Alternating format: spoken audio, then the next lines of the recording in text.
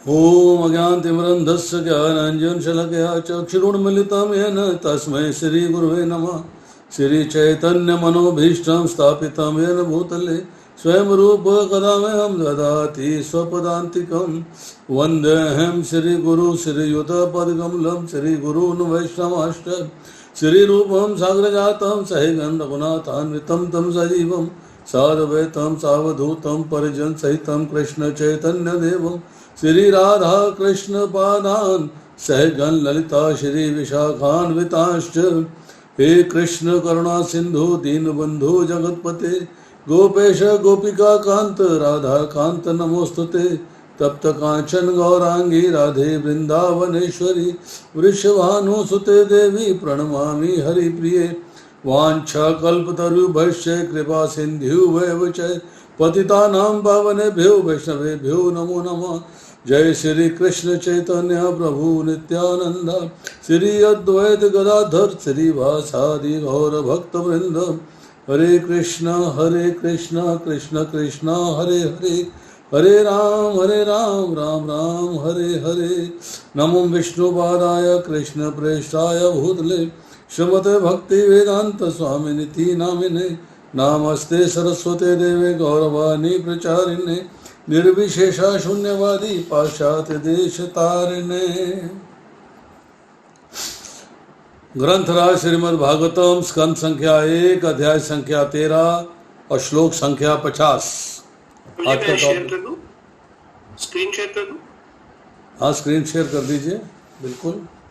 Just give me 1 minute.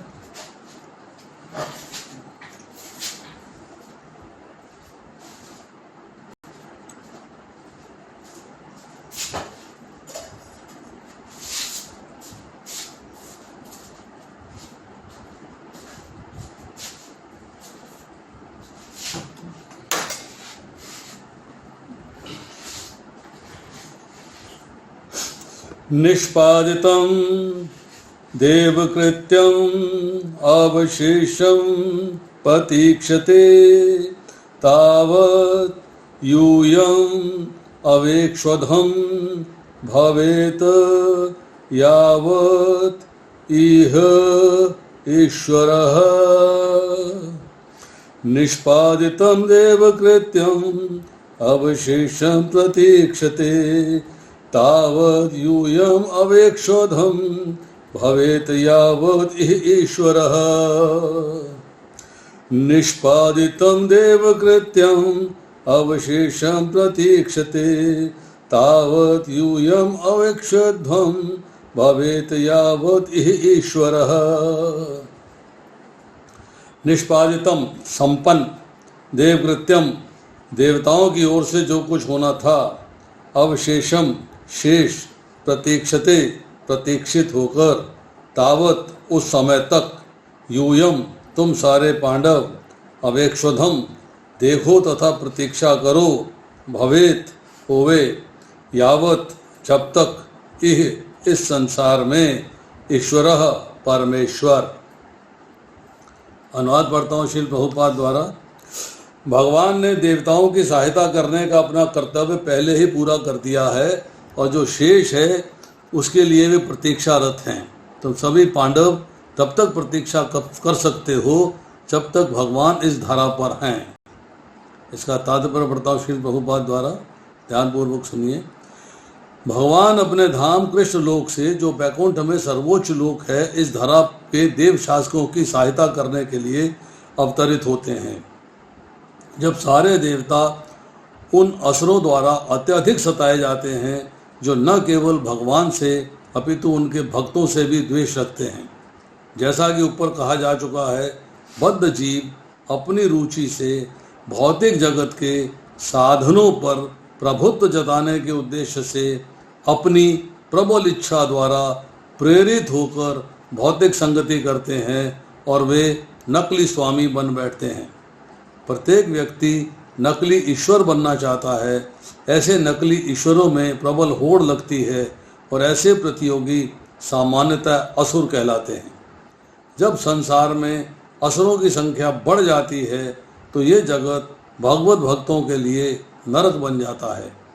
असुरों की वृद्धि के कारण जनता जो सामान्य रूप से भगवान की भक्ति करती है और उच्च लोक के देवताओं समेत भगवान के शुद्ध भक्त भगवान से उद्धार के लिए प्रार्थना करते हैं, तो भगवान या तो स्वयं अपने धाम से नीचे आते हैं या अपने भक्तों में से किसी को मानव या पशु समाज की गिरिदशा सुधारने के लिए नियुक्त करते हैं।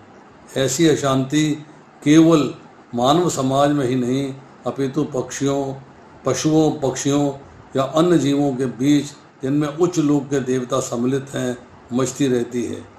भगवान श्री कृष्ण जब कंस, जरासंध तथा शिशुपाल जैसे असुरों का वध करने के लिए स्वयं अवतार लेते हैं, महाराज युधिष्ठिर के शासनकाल में प्रायः इन सारे असुरों का वध भगवान ने किया। अब वे अपने ही वंश यदु वंश के पूर्ण विनाश की प्रतीक्षा में थे।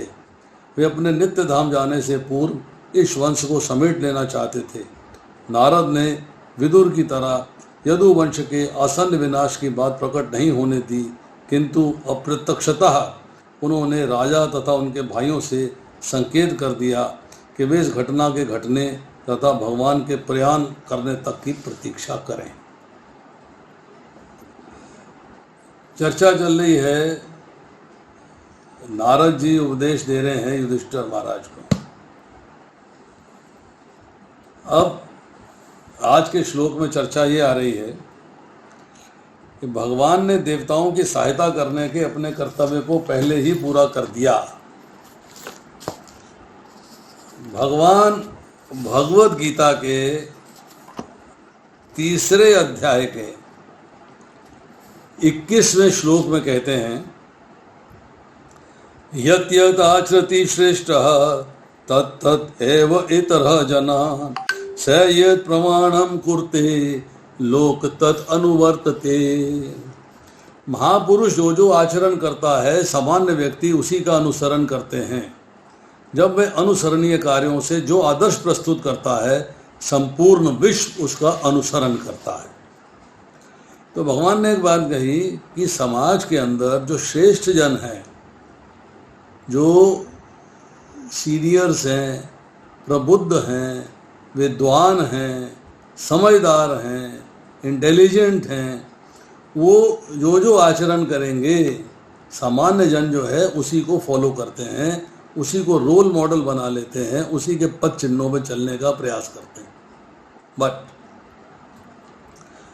3 अध्याय के 22वें श्लोक में भगवान कहते हैं, न मे पार्थ अस्ति कर्तव्यम त्रिषु लोकेषु किंचन न अनाप्तम अपाप्तव्य वर्ते एव च कर्मणि। हे प्रथापुत्र, तीनों लोकों में मेरे लिए कोई भी कर्म नियत नहीं है। न मुझे किसी वस्तु का अभाव है, न आवश्यकता ही, तो भी मैं नियत कर्म करने में तत्पर रहता हूँ। बहुत ही क्लियर और बहुत ही इम्पोर्टेंट बात भगवान ने कही है। कहते हैं कि तीनों लोकों में भूर भुवः स्वः, स्वर्ग 3 लोगों तक मेरे लिए कोई काम किसी ने निश्चित नहीं किया है। हम भौतिक संसार की बात चलते हैं तो घर के बंदर भी प्रत्येक प्राणी के लिए घर के पुरखा जो है कार्य निश्चित करते हैं।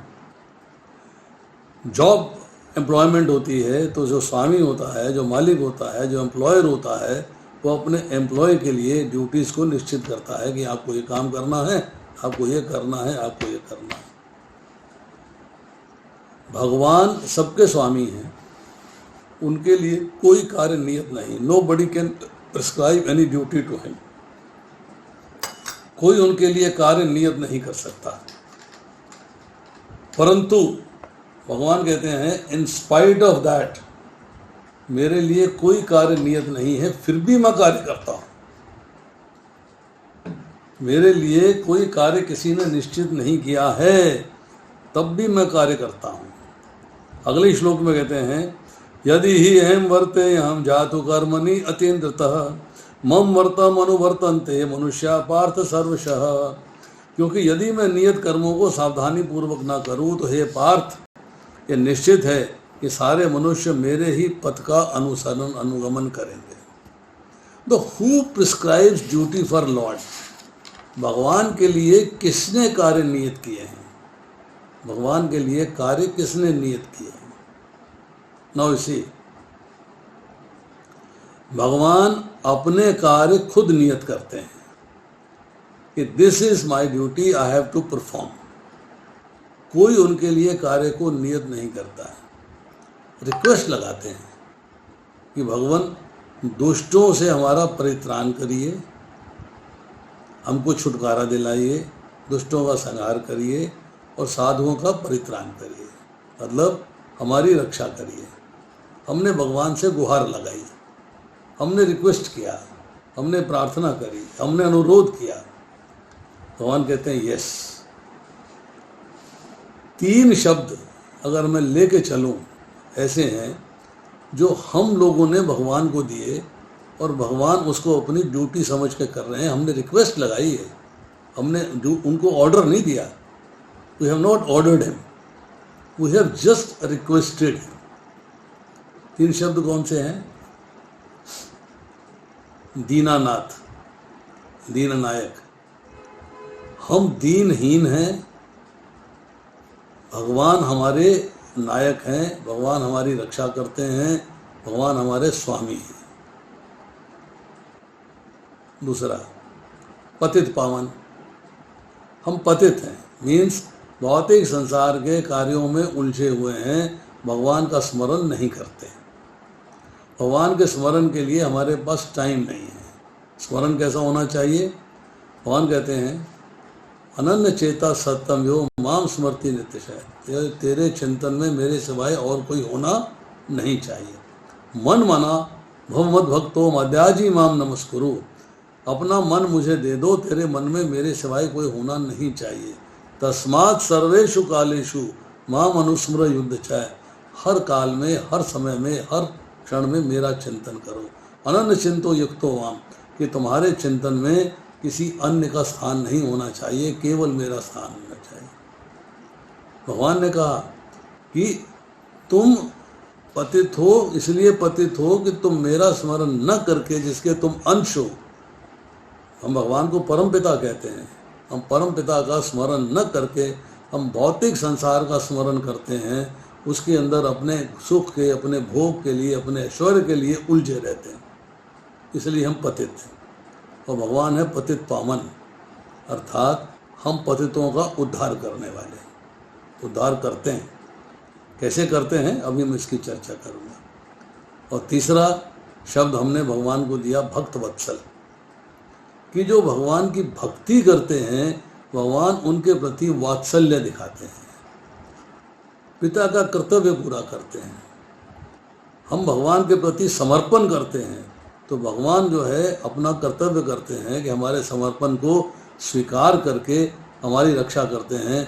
योग क्षेमम वहामी अहम, जो मेरे पास है वो उसकी रक्षा करते हैं और जो मेरे पास नहीं है उसको प्रोवाइड करते हैं। पर दोनों कंडीशंस किस पे अप्लाई होती हैं? अनन्य चिंतो युक्तो माम, कि अगर मेरे को भक्ति के लिए, भगवान की सेवा के लिए, भगवान से प्रेम प्राप्त करने के लिए जो चीज़ों की कमी है वो पूरी करेंगे और जो मेरे पास है उसकी रक्षा करेंगे। ये 3 शब्द हमने भगवान को दिए। तो भगवान कहते हैं कि तीनों लोगों में मेरे लिए कोई कर्म नियत नहीं है। Nobody can prescribe to me, you can request. आपने ऐसी पोजीशन ली तो मुझे अपनी ड्यूटी करने के लिए आना पड़ा, आपका उत्थान करने के लिए, आपका उद्धार करने के लिए, आपको अपने धाम में ले जाने के लिए, मोक्ष प्राप्ति के लिए, मुक्ति के लिए, लिबरेशन के लिए, साल्वेशन के लिए मैं एक्शन ले रहा हूँ कि आपको अपनी भक्ति प्रदान कर रहा हूँ। धर्म की स्थापना, यदा यदा ही धर्मस्य ग्लानिर्भवति भारत अभ्युत्थानम धर्मस्य तदात्मानं सृजामि परित्राणाय साधूनां विनाशाय च दुष्कृतां धर्म संस्थापनार्थाय संभवामि युगे युगे। मैं धर्म की स्थापना के लिए युग युग में प्रकट होता हूँ। अधर्म का नाश करने के लिए, दुष्टों का संहार करने के लिए, साधुओं की रक्षा करने के लिए, परित्राण करने के लिए मैं युग युग में प्रकट होता हूँ। भगवान अपनी ड्यूटी अपने आप बनाते हैं। हम उनको प्रिस्क्राइब नहीं करते, हम ऑर्डर नहीं देते, हम अनुरोध करते हैं। पृथ्वी ने भगवान से अनुरोध किया कि मैं दुष्टों द्वारा सताई जा चुकी हूँ, मेरी रक्षा के लिए आप कुछ कार्य करिए। मेरी रिक्वेस्ट है आपसे, मेरी अनुरोध है, मेरी प्रार्थना है कि आप मेरी रक्षा करिए। तो भगवान कहते हैं मैं पृथ्वी पर आऊँगा दुष्टों का संहार करने के लिए।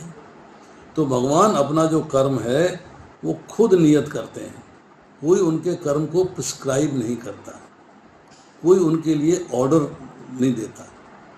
भगवान कहते हैं जो भी करना है मैं स्वयं अपने आप डिसाइड करूंगा कि मुझे क्या करना है। बट जो मुझे करना है वर्णाश्रम धर्म की व्यवस्था को नियमित करने के लिए, पापियों का नाश करने के लिए, साधुओं का परित्राण करने के लिए, धर्म की स्थापना करने के लिए, अगर मैं नहीं करूंगा तो मैं अपने कर्तव्य से विमुख हो जाऊंगा। That is part of my duty which I have decided my self, nobody has prescribed me that. तो भगवान कहते हैं कि अगर मैं जो है कार्य नहीं करूं, मैं अगर प्रॉपरली कार्य नहीं करूं तो सब कुछ जो है वो नष्ट हो जाएगा, सब कुछ समाप्त हो जाएगा। नाउ प्रभुपाद जी यहाँ परपट में लिख रहे हैं कि बद्ध जीव अपनी रुचि से भौतिक जगत के साधनों के प्रभुत्व जगाने के उद्देश्य से अपनी प्रबल इच्छा द्वारा प्रेरित होकर भौतिक संगति करते हैं और नकली स्वामी बन बैठते हैं, नकली स्वामी बन बैठते हैं। Now the question is, हम कहते हैं कि हम इस संसार में आए क्यों? Why did I come to this material world? मैं भौतिक संसार में आया क्यों? मैं भौतिक संसार में आया क्यों? ये प्रश्न आता है। जब मैं भगवान के धाम में था, भगवान कहते हैं ममय वंशे जीवलोके जीवभूते सनातनी मन शस्त्रानि इंद्रियाणि प्रकृष्टानि कच। ये जीव मेरा ही भिन्न और सनातन अंश है, ये मेरे ही धाम में था, मेरे ही पास था, परंतु ये इस भौतिक संसार में क्यों आया, इसका हम उत्तर जानने की कोशिश करते हैं।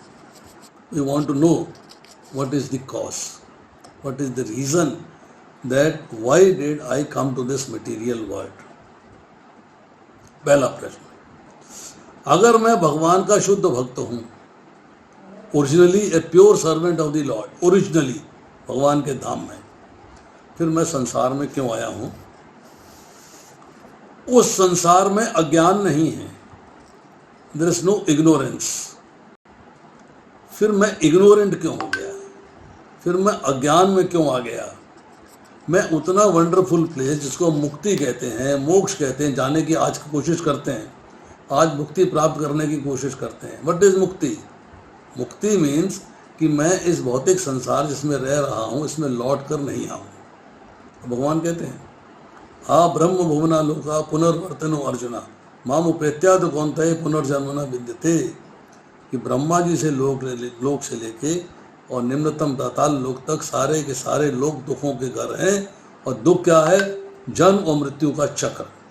किंतु हे कुंती पुत्र, जो मेरे धाम को प्राप्त कर लेता है उसका पुनर्जन्म नहीं होता। He doesn't come to this material world again because he comes back to my abode. न तद भासते सूर्यो न शशांको न पावका यद गत्वा निवर्तन्ते तद धाम ब्रह्मम मम, कि मेरे धाम में गया हुआ जीव लौटकर इस संसार में नहीं आता। ये भगवान कमिटमेंट कर रहे हैं कि तुम गए तो हो, परंतु लौट कर तुम्हें यहाँ आना चाहिए। This should be purpose of your life, ये आपके जीवन का लक्ष्य होना चाहिए। भौतिक संसार में रहिए, अपनी ड्यूटीज को निभाइए, परिवार के साथ रहिए, संसार के साथ रहिए, उसमें लिप्त नहीं होइए, उसमें इन्वॉल्व नहीं होइए, उसमें अपने आप को 100% एनग्रॉसमेंट न रखिएगा। जितना आवश्यक है उतना इन्वॉल्व होइए, परंतु एक्चुअल इन्वॉल्वमेंट मेरे साथ होनी चाहिए, मेरे साथ होनी चाहिए। नाउ अब प्रश्न आता है फ्री विल का। हम में एक इच्छा है, स्वतंत्र इच्छा है, हम जो चाहें वो करें। आपकी मर्जी आए आप शाम परिवार के साथ बिताएं, आपकी मर्जी आए आप क्लब में जाएं, आपकी मर्जी आए आप होटल जाएं, आपकी मर्जी आए आप सिनेमा जाएं, मर्जी आपकी है। Means you have a independence of free will. Now आध्यात्मिक संसार मीन्स इन स्पिरिचुअल वर्ल्ड में भगवान की जो फ्री विल है, भगवान की जो विल है वो एग्जिस्ट करती है, तो उसी का हम पार्ट एंड पार्सल है, तो हमारे अंदर भी फ्री विल है। भगवान ने कहा कि मैं तुम्हें जो है एक कर्म करने की स्वतंत्रता दे रहा हूँ, कर्मण्येवाधिकारस्ते मा फलेषु कदाचन। तुम जैसा कर्म करो, जैसी तुम्हारी इच्छा हो वैसा कार्य करो, मेरी तरफ से कोई रुकावट नहीं है, कोई ऑब्स्टेकल नहीं है, कोई ऑब्स्ट्रक्शन नहीं है। I don't stop you, I don't keep your hand in my hand, you are released, you do as you like. अब भगवान जो है अपनी फ्री विल से इस भौतिक संसार को कंट्रोल करते हैं। ये प्रकृति मेरी ही अध्यक्षता में कार्य करती है। भगवान कहते हैं ये प्रकृति मेरी ही अध्यक्षता में कार्य करती है, वो मटेरियल नेचर को कंट्रोल करते हैं। अब जीव की आध्यात्मिक संसार में, भगवान के धाम में फ्री विल क्या होनी चाहिए? टू सर्व लॉर्ड, क्योंकि वो स्वामी है, आप सेवक हो। जीवरे स्वरूप कृष्णेर नित्य दास, आप भगवान के दास हो, भगवान के सेवक हो, आप उनके पुत्र हो। पुत्र का कार्य है पिता की सेवा करना, तो आप जो है भगवान की सेवा करते हैं। और इस भौतिक संसार में हमारी जो विल है उस पर इफेक्ट आ जाता है भौतिक संसार का, मटेरियल नेचर का, जिससे हम जो है इसको एंजॉय करने की कोशिश करते हैं। We want to enjoy. अब चॉइस है दो प्रकार की फ्री विल में। एक फ्री विल जो हमारे बहुत आध्यात्मिक संसार में थी, एक फ्री विल जो हमारे पास भौतिक संसार में है। दो फ्री विल है। अगर हम भौतिक संसार में आए क्यों? फ्री विल तभी होगी ना जब यहाँ आएंगे तो। इसलिए कि वहाँ पर हमारे पास फ्री विल के अंदर एक कार्य है, या तो भगवान को प्रेम करना, और दूसरा कार्य है उनको सर्व नहीं करना, उनको प्रेम नहीं करना, उनसे ईर्ष्या करनी, उनसे द्वेष करना, उनसे एनवी करनी, कि I want to enjoy like him.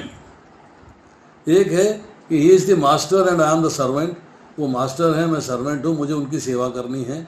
Free will का एक रूप हो गया। दूसरी फ्री विल का रूप हो गया कि I want to enjoy like him, मैं वैसे एंजॉय करना चाहता हूँ जैसे कि एंजॉय करते हैं। नाउ जब सेकंड विल प्रिवेल करती है, ओवरटेक कर लेती है कि यस हम डिज़ायर कर रहे हैं भगवान जैसा आनंद प्राप्त करने की, हमारा कॉम्पिटिटिव स्पिरिट हो गया, कंपटीशन हो गया। अब स्पिरिचुअल वर्ल्ड के अंदर ऑल डिज़ायर्स आर फुलफिल्ड, सारी की सारी इच्छाएं पूर्ण हो जाती हैं। तो ये भी इच्छा पूर्ण होनी चाहिए। योग माया अर्थात पौर्णमासी देवी वो इमीडिएटली अरेंजमेंट करती है। क्या अरेंजमेंट करती है? कि इस संसार में एक ही एंजॉयर है, भोक्ता राम यज्ञ तपसाम सब लोक महेश्वरम, सब लोगों के महेश्वर महाश्वर के रूप में एक ही है कृष्णा, वही एंजॉय करते हैं। अगर आप एंजॉय करना चाहते हो like him, means you want to use your independence of free will at your choice. अब अपनी चॉइस से यूज करना चाहते हो, आप उसमें जो है किसी का सुप्रीमेसी नहीं चाहते, किसी का कंट्रोल नहीं चाहते, तो आप भौतिक संसार में जाओ। You go to material world and enjoy over there. अब वहाँ जाके जो है आप एंजॉय करिएगा। अब यहाँ पर आने के बाद आपको फ्री विल मिली, आपको शरीर मिला। उस शरीर के द्वारा, शरीर में क्या है? सोल है और बॉडी है। सोल जो है उसको कार्य करना है बॉडी के थ्रू। तो आप जो है अपनी फ्री विल के अनुसार जो कार्य करना चाहें, जैसा कार्य करना चाहें, वैसा आप कार्य करते हैं। You enjoy yourself according to your free will. Now अब आती है बात कि आप इस संसार में आ तो गए, बद्ध जीव हो गए। बद्ध जीव means no you are a conditioned soul. आप जो है अपने कर्मों के फल भोगने के लिए तैयार हो। आप अच्छे कर्म करो तो भी शरीर मिलेगा, बुरे कर्म करो तब भी शरीर मिलेगा, क्योंकि भोगना तो शरीर के द्वारा ही है और कोई रास्ता नहीं है। शरीर मिलेगा उसको भोगने के लिए। अब आप भोगने के लिए तैयार हो। नाउ कृष्णा सेज कि you are my part and parcel, आप मेरा ही अंश हो। पिता का कर्तव्य क्या होता है?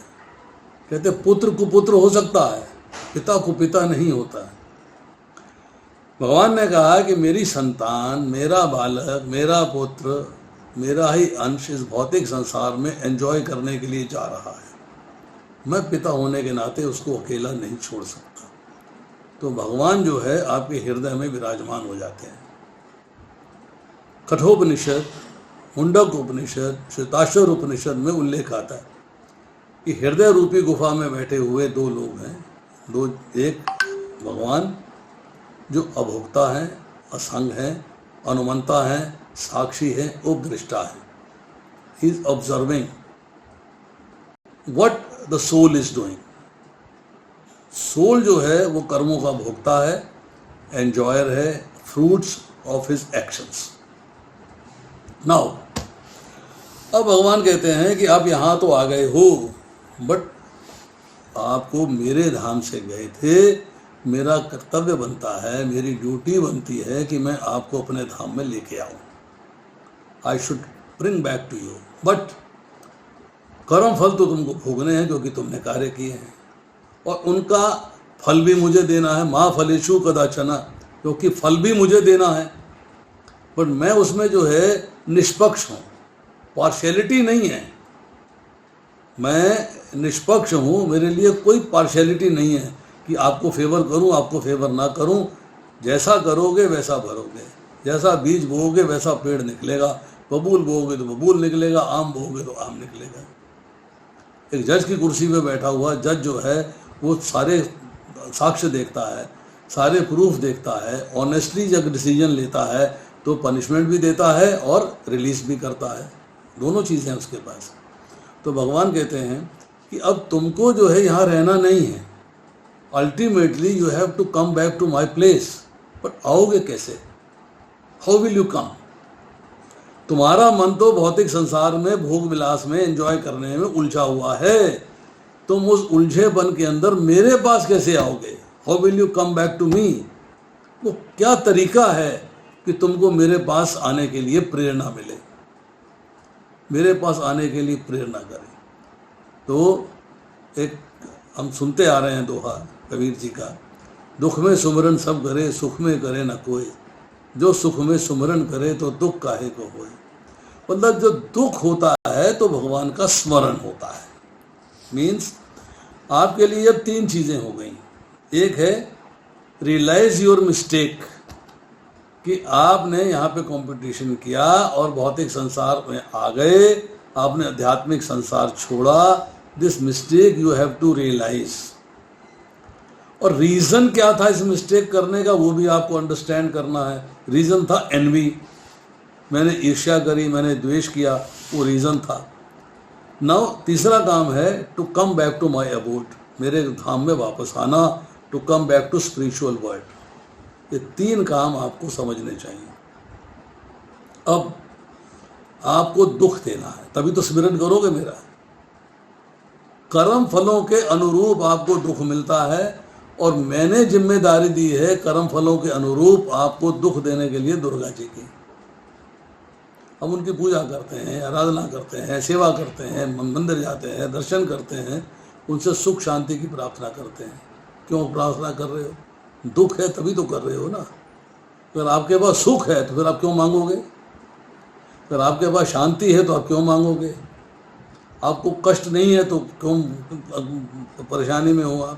आपको कष्ट है, आपको दुख है, आपको परेशानी है, आपको तकलीफ है, तो आप दुर्गा जी के पास जाते हो, और दुर्गा जी जो है आपको अंदर से प्रेरणा देती है, दुख में सुमिरन सब करे, कि आप जो है भगवान का स्मरण करिए। जो भगवान आपके हृदय में विराजमान है। लोग मेडिटेट करते हैं, हृदय में भगवान विराजमान है, उनके ऊपर मेडिटेट करते हैं। कुछ साक्षात भगवान की मूर्ति पूजा करते हैं, सेवा करते हैं। तो कहते हैं कि मैंने दुर्गा जी को जिम्मेदारी दी है कि आपको दुख को रियलाइज कराए, आपको दुख मिले। उनके पास त्रिशूल है, 3 ताप देती हैं, आपको दुख मिलता है, फिर आप दुख को रियलाइज करते हो। जब रियलाइज करते हो तब मेरा स्मरण करते हो, तब मेरे पास आते हो। नाउ दूसरा कि मैंने जो है, जहाँ प्रभुपाद जी यहाँ लिख रहे हैं, बहुत सुंदर लिखा है प्रभुपाद जी ने, मैं उसको पढ़ के सुनाता हूँ।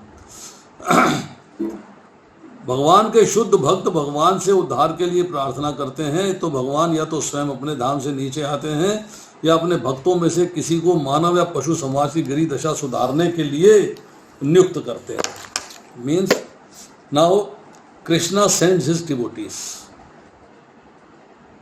भगवान अपने भक्तों को भेजते हैं सामान्य जन का उद्धार करने के लिए।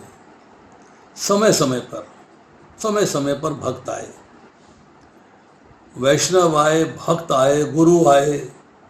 हम बात करें डिफरेंट एरियाज में, डिफरेंट जगह पे, डिफरेंट समय पे भक्तों का प्रादुर्भाव होता है। हम सिखिज्म पे याद करें तो 10 गुरु आए, फिर ग्रंथ साहब आए, उद्धार करने के लिए आए ना, किस लिए आए? हम पतित जनों का उद्धार करने के लिए भगवान ने भेजा उन्हें। Krishna sends them. हमारे यहाँ पर गुरुजन आए हैं, वैष्णव आए हैं, इसलिए आए हैं हम लोगों का उद्धार करने के लिए, हम लोगों को इस पतित अवस्था से निकालने के लिए। अब ये भक्त जो है भगवान की लीला का वर्णन करते हैं, नाम रूप गुण लीला धाम, उसका वर्णन करते हैं, हमको सुनाते हैं, हमको समझाते हैं, हमको प्रेरणा देते हैं, हमको रास्ता दिखाते हैं कि भाई अल्टीमेटली आपको जो है भगवान को सरेंडर होना है, भगवान के प्रति समर्पण करना है। ये नहीं है कि भौतिक संसार के प्रति कार्य नहीं करने हैं। जैसे मैंने पहले कहा कि भौतिक संसार के प्रति आपको कार्य करने हैं, पर आपको उसमें लिप्त नहीं होना है, इन्वॉल्व नहीं होना है। As a routine part of your duty you have to perform, but main concentration, main concern आपका जो है भगवान के साथ होना चाहिए। अब जब भक्त आते हैं, आपको समझाते हैं, तो क्या समझाते हैं कि आप भगवान के सेवक हो, भगवान के दास हो, कृष्णेर स्वरूप जीवेर स्वरूप कृष्णेर नित्य दास। आप भगवान के दास हो, आप भगवान के सेवक हो। हम मंदिर जाते हैं, भगवान की सेवा करते हैं, गुरुद्वारे जाते हैं, सेवा करते हैं, मस्जिद जाते हैं, सेवा करते हैं, अर्थात हमारा कार्य रहता है सेवा करना। तो जब हम जो है भगवान की सेवा करते हैं तो भगवान प्रसन्न होते हैं और हमें मुक्ति के मार्ग की ओर ले जाते हैं। देन ही टेक्स हिमसेल्फ, हमको जो है भगवान अपने धाम में ले जाते हैं। फिर भगवान ने, जब हमने मुक्ति की बात करी, एक प्रश्न ये उठ जाता है। भगवान कहते हैं यम यम यापी स्मरण भावा, कि अंतिम समय में जो जीव जिस भाव का स्मरण करता है उस भाव को प्राप्त होता है। अगर आप अंतिम समय में मेरा स्मरण करोगे तो मेरे धाम में आओगे, अगर मेरा स्मरण नहीं करोगे तो मेरे धाम में नहीं आ सकते। बड़ी टेक्निकल सिचुएशन हो गई कि लास्ट टाइम पे भगवान का स्मरण कैसे होगा। मैं तो एक्सीडेंट हो गया, बेहोश हो गया, मैं हॉस्पिटल में था, वेंटिलेटर लगा हुआ है, बेहोश पड़ा हुआ हूँ, ब्लड चढ़ रहा है, ग्लूकोज चढ़ रहा है, पेशाब की नली लगी हुई है, मतलब मेरे को किसी तरीके से भगवान का स्मरण करने का समय नहीं है, तो मैं क्या करूँगा? तो मेरा क्या स्वरूप होगा, क्या बनेगा मेरा? What will I do? क्या होगा? इसका मतलब है मैं भगवान के धाम जा ही नहीं सकता, कोई चांस ही नहीं है भगवान के धाम जाने का। तो भगवती वसुंधरा अर्थात पृथ्वी जो है वरा भगवान से पूछती है, एक प्रश्न करती है कि जीवन की अंतिम अवस्था में, the last leg of your life, अगर कोई व्यक्ति सूखी हुई लकड़ी और पत्थर की भांति निश्चेष्ट हो जाता है, मीन्स किसी भी एक्टिविटी करने में समर्थ नहीं रहता, आपका स्मरण करने में समर्थ नहीं रहता, तो उसका क्या होगा? लास्ट टाइम पे आपका स्मरण नहीं कर पाया तो क्या वो मोक्ष प्राप्त नहीं करेगा? क्या वो लिबरेट नहीं होगा? क्या उसे मुक्ति नहीं मिलेगी? क्या उसे साल्वेशन नहीं होगा? तो भगवान जो है इसका उत्तर देते हैं। स्थिरे मनसी सुस्वस्थे शरीरे सती यो नरः धातु सामे स्थिते स्मर्ता विश्वरूपम चा माम भजनम ततस्तम प्रियमानम तु काष्ठपाशान सन्निभम अहम स्मरामि मद्भक्तम नयामि मर्माम गतिम। फिर कहते हैं ततस्तम प्रियमानम तु काष्ठपाशान सन्निभम अहम स्मरामि मद्भक्तम नयामि परमाम गतिम कव्वातादि दोषेन मद्भक्तो न चा ममाम स्मरेत तस्य स्मरायहम न चेत कृतघ्नो नास्ति मत्परः। भगवान ने दो बातें कही। भगवान कहते हैं जब व्यक्ति जीवन के अंतिम समय पे कफ और वात आदि दोषों के कारण मृत्यु के समय मेरा स्मरण नहीं कर पाता, वह सूखी हुई लकड़ी और पत्थर की भांति निश्चेष्ट हो जाता है। बट अगर उसने स्वस्थ अवस्था में निरंतर मेरा स्मरण किया है, अनन्य चेता अनन्य चिंतो यंतो मां तस्मात् सर्वेषु कालेषु, उसने निरंतर मेरा स्मरण किया है और मरते समय जब उसे चेतना नहीं रहती तो मैं उसका स्मरण करता हूँ। यदि मैं ऐसा न करूं तो मेरे से बढ़कर कृतघ्न एहसान फरामोश और कोई नहीं होगा। तब मैं उसका स्मरण करता हूँ और उसे परम गति मुक्ति की ओर ले जाता हूँ। Means we have to learn that art. हमें वो आर्ट सीखनी है कि हमें लौट कर इस संसार में जन्म मृत्यु जरा व्याधि, जन्म होना मृत्यु होनी, बुढ़ापा आना, बीमारी आनी, हमें इसको बार बार झेलना है या इससे मुक्ति प्राप्त करनी। बहुत बात मैंने इंपॉर्टेंट पहले बताई कि उसका पुनर्जन्म नहीं होता है। जन्म होता है तो मृत्यु आती है, जन्म होता है तो बुढ़ापा आता है, जन्म होता है तो बीमारी आती है। लगातार कुछ परमानेंटली बीमार हो जाए उसको झेल नहीं पाता, ओल्ड एज को कोई भी झेल नहीं पाता, बट उसका कॉज क्या है? जन्म। हमें परिवार में खुशी मिलती है, संतान आ गई, पुत्र आ गया, पौत्र आ गया, बड़ी हम खुशियां मनाते हैं, दैट इज एग्रीड, वो भौतिक संसार का नियम है। बट उस जीव के लिए उसको जन्म मिला है तो उसको बुढ़ापा भी आएगा, उसको ओल्ड एज आएगी, उसको बीमारी आएगी, उसको दुख होंगे, उसको कष्ट होंगे। पर उस सब से छुटकारा पाके भगवान के धाम जाने के लिए क्या है कि ऐसे कर्म किए जाएं कि इस संसार को भोगते हुए, संसार में रहते हुए, संसार में अपना जीवन व्यतीत करते हुए जब अंतिम समय आए तो भगवान के धाम जा सके। Now point number 3, Krishna provides वैदिक लिटरेचर। हमें साक्षात भगवान के मुख से ज्ञान प्राप्त हुआ, वेद है, उपनिषद है, पुराण है, भगवत गीता है, भागवत है। गुरुओं के मुख से ज्ञान प्राप्त हुआ, गुरुओं के मुख से। जो प्रबुद्ध लोग थे, जो भगवान के भक्त थे, उनके मुख से ज्ञान प्राप्त हुआ। वो ज्ञान वेदों का, उपनिषदों का, पुराणों का सार है, वो ज्ञान प्राप्त हुआ, वो ज्ञान प्राप्त हुआ। अगर हमें ज्ञान प्राप्त होता है तो उसका मतलब क्या है? उससे हमारी आंखें खुलती हैं। ओम अज्ञान तिमिरन्धस्य ज्ञानांजन शलाकया, कि गुरु वो है जो हमारे अंधकार को, अज्ञान को दूर करता है, अज्ञान रूपी अंधकार को दूर करता है।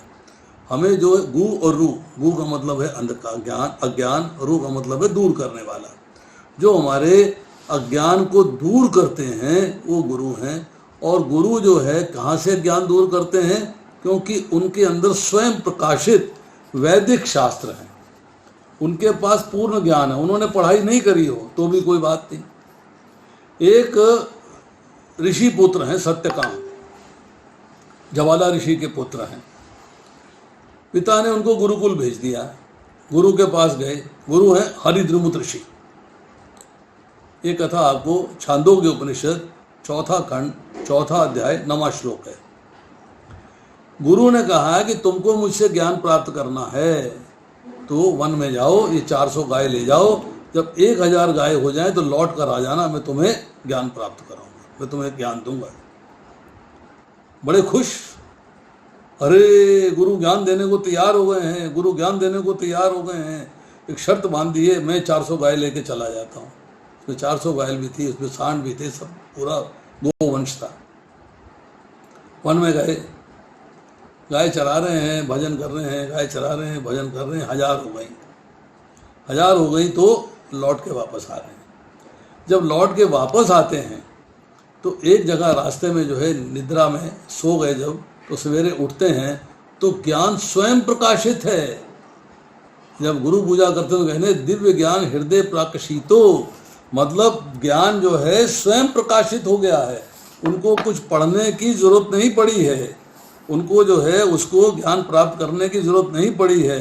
क्योंकि भगवान जो है 10वें अध्याय में कहते हैं तेषाम अनुकंपार्थम अहम अज्ञानजम तमः नाश्यामि आत्मभावस्था ज्ञान दीपेन भास्वतः। मैं उन पर विशेष कृपा करने के हेतु उनके हृदयों में वास करते हुए ज्ञान के प्रकाशमान दीपक के द्वारा अज्ञान जन्य अंधकार को दूर करता हूँ। तो भगवान उस अंधकार को दूर कर देते हैं। यस, तो ज्ञान प्राप्त हो जाता है। तो गुरु जब आता है तो आपको जब ज्ञान देता है, आपकी इच्छा और जानने की और जानने की और जानने की होती है, तो आप जो है अपनी बंद आंखों को खोलते हैं। बंद आंखें किसकी? जो अज्ञान की आंखें हैं। अब आप उसको ज्ञान की आंखों से खोलने का प्रयास करते हैं। Yes, now I have got knowledge कि मुझे जन्म मृत्यु जरा व्याधि के चक्र में नहीं उलझना है। I have got a knowledge कि I was a part and parcel of lord. भगवान के घर से आया था, मुझे भगवान के धाम जाना है। वहाँ जाने के बाद मुझे जो है फिर ये दुख के चक्कर में नहीं पड़ना। अब भगवान ने वैदिक लिटरेचर दिया, अपने भक्त दिए, दुर्गा जी दी। नाउ लास्ट ऑफ ऑल, हमें वैदिक लिटरेचर समझ में नहीं आता है, हमें सही से बताने वाला कोई नहीं है, हमारा पढ़ने में इंटरेस्ट नहीं है, हम उसमें उलझे हुए हैं। तो भगवान कहते हैं जब दुष्ट जो है प्रिवेल कर जाते हैं, दुष्ट जो है सुप्रीमेसी अपनी एस्टैब्लिश कर लेते हैं, तब मैं प्रकट होता हूँ। Then I come periodically, I periodically present myself, manifest myself, मैं प्रकट होता हूँ। फिर मैं भक्तों के साथ लीलाएं करता हूँ और उनको आनंद प्रदान करता हूँ। तो this is how we can get released of this material world. Now what next? अब कहते हैं कि प्रत्येक व्यक्ति नकली ईश्वर बनना चाहता है। ऐसे नकली ईश्वरों में प्रबल होड़ लगती है और ऐसे प्रतियोगी की सामान्यता असुर कहलाते हैं। जब संसार में असुरों की संख्या बढ़ जाती है तो जगत भगवत भक्तों के लिए नरक बन जाता है। वो इस असुर, असुर कौन है? असुर है असुर। अ मीन्स नहीं, सुर मीन्स देवता। मतलब जिस व्यक्ति के अंदर दैवी गुण नहीं है, हम आम शब्द इस्तेमाल कर रहे हैं, बड़ा देवता व्यक्ति है। देवता तो नहीं है तो व्यक्ति, पर देवता व्यक्ति है या बड़ा बदमाश है, बड़ा लफंट एकदम निकम्मा आदमी है, शैतान है तो व्यक्ति, शैतान तो नहीं है। मतलब उसमें गुण ऐसे हैं जो कि शैतान में होते हैं, उसमें गुण ऐसे हैं जो देवता में होते हैं। तो भगवान जो है भगवद गीता के 16वें अध्याय के अंदर दैवी तथा आसुरी स्वभाव की चर्चा करते हैं। 16वें अध्याय के अंदर जो पहले 3 श्लोक हैं उसमें चर्चा आती है दैवी स्वभाव के लोगों की, जो सुर हैं। असुर का एक और अर्थ है, असुर का अर्थ है असुर। असुर अगर आप पहले लगाते हो, सुर बाद में लगाते हो, तो जो दैवी गुणों से युक्त नहीं है वो असुर है। और दूसरा है जो असु, और असु का मतलब है अपने प्राणों को पोषण करने वाला, मीन्स अपनी एंजॉयमेंट के लिए, अपने सेंस एंजॉयमेंट के लिए कुछ भी कार्य करने के लिए तैयार है। He is willing to do any activity for his own benefit. वो अपने कार्य के लिए कुछ भी करने के लिए तैयार है, अपनी एंजॉयमेंट के लिए कुछ भी करने के लिए तैयार है। He is not interested to know कि मेरे इस कार्य करने से किसी दूसरे को नुकसान तो नहीं होगा, किसी दूसरे को कष्ट तो नहीं होगा, इसका उसमें जो है कोई भी इंटरेस्ट नहीं है। अब दैवी गुण क्या है? श्री भगवान ने कहा है भरत पुत्र, निर्भयता, आत्मशुद्धि, आध्यात्मिक ज्ञान का अनुशीलन, दान, आत्मसंयम, यज्ञ परायणता, वेदाध्ययन, तपस्या, सरलता, अहिंसा, सत्यता, क्रोध विहीनता, त्याग, शांति, छिद्रान्वेषण में अरुचि, समस्त जीवों पर करुणा, लोभ विहीनता, भद्रता, लज्जा, संकल्प, तेज, क्षमा, धैर्य, पवित्रता, ईर्ष्या तथा मान के अभिलाषा से मुक्ति, ये सारे दिव्य गुण हैं जो दैवी प्रकृति से संपन्न देवतुल्य पुरुषों में पाए जाते हैं। सॉरी। अब अगर हम इनकी डिटेल चर्चा करेंगे तो 1 घंटा लग जाएगा, डिटेल में चर्चा नहीं करेंगे, पर थोड़ी सी मोटे मोटे तौर पे 1-2 चीज़ें बता देता हूँ आपको कि इसके अंदर जो है सन्यासी के 3 गुण बताए हैं। अव्यतम, सत्व संशुद्धि, ज्ञान योग व्यवस्थिति। इसके बाद इसमें जो है गृहस्थ आश्रम के 2 गुण बताए, 3 गुण बताए, दान, दम और यज्ञ। इसके बाद ब्रह्मचर्य आश्रम के 1 गुण बताया, स्वाध्याय और ब्रह्म यज्ञ। वानप्रस्थ आश्रम का 1 गुण बताया है, तप। ब्राह्मण के 12 गुण बताए हैं। उसके बाद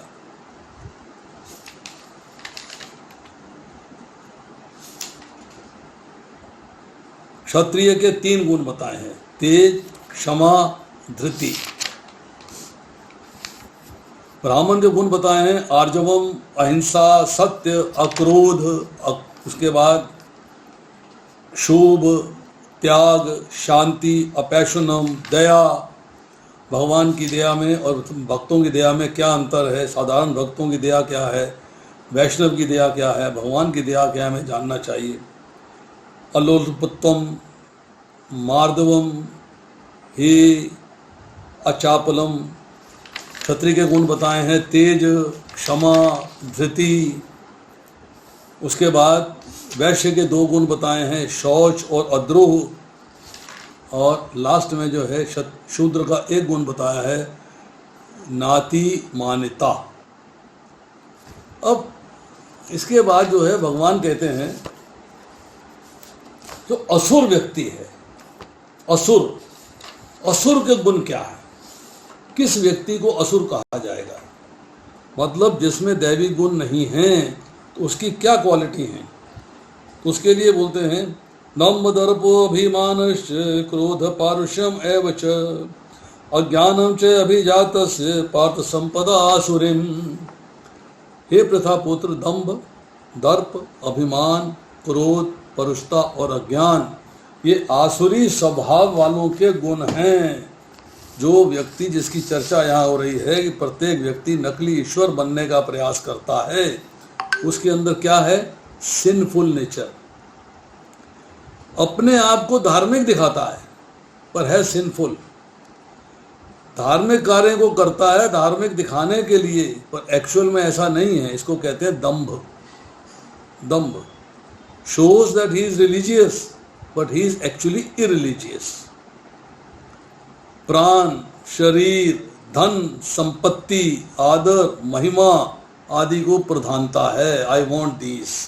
इसके लिए मैं, मंदिर में पंखा लगेगा तो मेरा नाम हो जाना चाहिए, फर्श बनेगा तो ईंट लग जानी चाहिए मेरे नाम की, फोटो लगेगी तो उसके नीचे मेरा नाम आ जाना चाहिए। मीन्स उसके अंदर जो है दिखावटीपन है।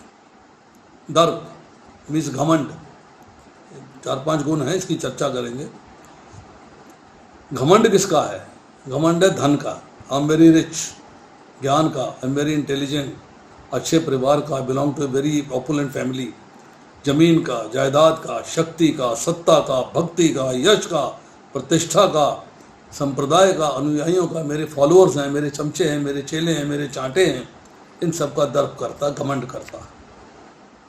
अभिमान है कि दूसरों से मान सम्मान पाने की कामना है। चैतन्य महाप्रभु क्या थे, अमाने ना माने देना, कि अपने मान की चिंता नहीं करनी है, दूसरे को मान देना है, दूसरे को सम्मान देना है, दूसरे को ऑनर देना है। आपको अपने ऑनर की चिंता नहीं करनी है। तो यहाँ पे क्या है, दूसरों से मान सम्मान पाने की कामना है। अपनी फैमिली से ममता है। आम सुपीरियर, फैमिली की ड्यूटीज निभानी है, ठीक है, way to perform my duty, उतनी ममता होनी चाहिए, बट फुल्ली इनग्रॉस नहीं हो जाना है। भगवान को छोड़ दिया, गलत है। फिर आई एम द सुपीरियर मोस्ट, जो व्यक्ति मेरे अनुसार चलेगा वो ठीक, नहीं तो खराब, मैं बड़ा विद्वान हूँ, बड़ा बलशानी हूँ, मैं जो चाहूँ सो कर सकता हूँ, ये अभिमान आ गया। दर्प क्या होता है? बाहरी चीज़ों को लेके अपने में बड़प्पन दिखाना। अभिमान क्या है? अपने अंदर की चीज़ों को लेके बड़प्पन दिखाना। विद्या है, बुद्धि है, पैसा है, धन है, मतलब इनका जो है आपको शो ऑफ करना। क्रोध, दूसरों का अनिष्ट करने में जलनात्मक प्रवृत्ति। वो मेरे से, उसकी साड़ी मेरी साड़ी से सफ़ेद क्यों है, उसके कपड़े मेरे कपड़ों से अच्छे क्यों हैं, उसका घर मेरे घर से बढ़िया क्यों है, उसकी कार मेरी कार से बढ़िया क्यों है, उसके पास बेंगलो है मेरे पास बेंगलो नहीं है, उसके पास फार्म हाउस है मेरे पास फार्म हाउस नहीं है। मीन्स आप जो है दूसरे को नीचा दिखाने की प्रवृत्ति रखते हैं, दूसरे को आप जो है मॉलिश करने की प्रवृत्ति रखते हैं। माता पिता बच्चे को क्रोध करते हैं सुधारने के लिए, ताड़ना नहीं करते, सुधारने के लिए करते हैं। आप 2 मिनट का क्रोध होगा फिर प्रेम हो जाएगा, माता पिता प्रेम करेंगे, क्योंकि वो परमानेंट क्रोध नहीं होता। पर यहाँ क्रोध कैसा है? उत्तेजना में आके मैं अपने आप को मैंने बहुत ऐसी पोजीशन में ले आया कि मैं दूसरों का अनिष्ट कर दूंगा, दूसरों का अहित कर दूंगा, दूसरों का नुकसान कर दूंगा। I'll see to it वो मेरे से आगे नहीं निकले, टांग खींच दूंगा उसकी, गिरा दूंगा उसको। मीन्स मैंने अनिष्ट तो किया, आपके प्रति किया, आपके प्रति मैंने अनिष्ट कर दिया। उस अनिष्ट से आपका पाप कर्म तो भुगत गया, क्योंकि आप में पाप कर्म था तो आपको बुरा फल मिलना था, मिल गया। पर उस अनिष्ट करने में मेरे से पाप कर्म हो गया है, उसका फल तो मुझे भोगना पड़ेगा ना, उसका फल तो मुझे भोगना पड़ेगा। तो भगवद गीता कहती है कि क्रोध ही मनुष्य का प्रथम शत्रु है। ये देह में स्थित होता है तो देह के जलाता है। जैसे लकड़ी में अग्नि स्थित होती है और अग्नि लकड़ी को जलाती है, वैसे देह में क्रोध आता है तो देह को जलाता है। Once you are in angry position, आपको टेंशन हो जाती हैं, मानसिक तनाव, साइकोसोमैटिक इलनेसेस हो जाती हैं। मीन्स आप सोचते रहते हो, माइंड आपका बेकाबू हो जाता है, बेकार हो जाता है। भगवद गीता के दूसरे अध्याय के 62वें श्लोक में कहा गया, अध्याय तो विषयान पुंसा संग तेषु जायते संगात संजायते क्रोधात् संगात संजायते कामा कामात् क्रोध अभिजायते। मीन्स इंद्रिय विषयों का चिंतन करते हैं तो आसक्ति होती है, आसक्ति होती है तो काम होता है, कामना पूरी नहीं होती है तो क्रोध होता है, क्रोध होता है तो वो यूजन होता है, यूजन होता है स्मरण शक्ति विभ्रम हो जाती है, लॉस ऑफ मेमोरी हो जाती, बुद्धि नष्ट हो जाती, फिर आप पुनः भवकूप में गिर जाती हो। Then you are back to square, जहाँ से चले थे वहीं पे वापस आ गए। और 5वां इसमें जो है शब्द है पारुष्यम, निष्ठुरता, कठोरता, क्रूरता। अब निष्ठुरता जो हम कहें, बड़े निष्ठुर हैं, बहुत गुस्सा करते हैं, मार पिटाई कर देते हैं, फलाना ये वो, नो। अब उसके सटल लेवल पे जाइए, सूक्ष्म लेवल पे जाइए। सूक्ष्म लेवल क्या है? अगर आप किसी के सामने अकड़ कर भी चलते हो ना तो निष्ठुरता है, टेढ़ी आंखों से देखते हो तो निष्ठुरता है, कठोर बोलते हो तो निष्ठुरता है, आप दूसरे को दुख आता है तो अपने मजे लेते हो, आनंदित होते हो, वो भी निष्ठुरता है, और कड़ा व्यवहार करते हो वो भी निष्ठुरता है। मीन्स हर जगह हर एक्शन में कठोरता है। नाउ लास्ट पार्ट इज अज्ञानम, अविवेक। Means lack of discrimination, you are not able to decide what is right and what is wrong. क्या ठीक है और क्या गलत है, क्या कर्तव्य है क्या कर्तव्य है, क्या सार है क्या आसार है, क्या करनी है क्या करनी है, आप डिसाइड नहीं कर पाते हो। You are not able to use your intelligence properly, आपकी पंडा, आपकी बुद्धि जागृत नहीं है, आप में विवेक नहीं है। मिस अज्ञान। अभिजात से पार्थ संपदा आसुरिम, मैं कभी मरूं नहीं, सदा जीता रहूं, सुख भोगता रहूं, ऐसी इच्छा वाले मनुष्य के भीतर ये लक्षण आ जाते हैं। तो जो केवल अपनी बुद्धि के द्वारा अपनी इंद्रियों और प्राणों के पोषण में लगे हुए हैं, जिनका उद्देश्य भगवान की सेवा बिल्कुल नहीं है, भगवान को जानना नहीं है, भगवान को मानना नहीं है, ऐसे व्यक्ति जो है वो असुर कहलाते हैं। तो व्यक्ति जो है यहाँ पर आसुरी स्वभाव में आ जाता है, अर्थात अब वो अपने आप को जो है एंजॉय करने की कोशिश करता है और दूसरों पे अपना प्रभुत्व जमाने की कोशिश करता है। मीन्स भगवान के कंपटीशन में आ जाता है, भगवान को नहीं समझता कुछ नहीं। अब भगवान ने अपने आप को प्रेजेंट किया, हम कहते गुरु आए, भगवान द्वारा भेजे गए, समाज में जागृति पैदा करी, भगवान के प्रति विश्वास पैदा किया, भगवान के बारे में लोगों को बताया और बताया कि भगवान की भक्ति क्यों करनी चाहिए, ज्ञान दिया। This is the job of a guru. अब लास्ट में भगवान कहते हैं वे अपने ही वंश यदु वंश के पूर्ण विनाश की प्रतीक्षा में थे। भगवान अपने ही वंश का विनाश क्यों करना चाहते हैं? वाई? बिकॉज कि जब ये फील आ जाएगा कि मैं भगवान के वंश का हूं, तो फिर आप में अहंकार हो जाएगा, फिर आप में आस्ता आस्ता आस्ता आस्ता आसुरी प्रवृत्ति आ जाएगी कि मुझसे सुपीरियर तो कोई है नहीं, मैं तो सबसे सुपीरियर मोस्ट हूँ, अरे भगवान के वंश का हूँ, भगवान हमारे यदु वंश के थे, भगवान के वंश के हैं। तो भगवान अल्टीमेटली जो है उस समय काल की बात है, आज से 5200 साल पहले भगवान ने समय पाकर अपने ही वंश का विनाश किया है, so that these people don't survive like that.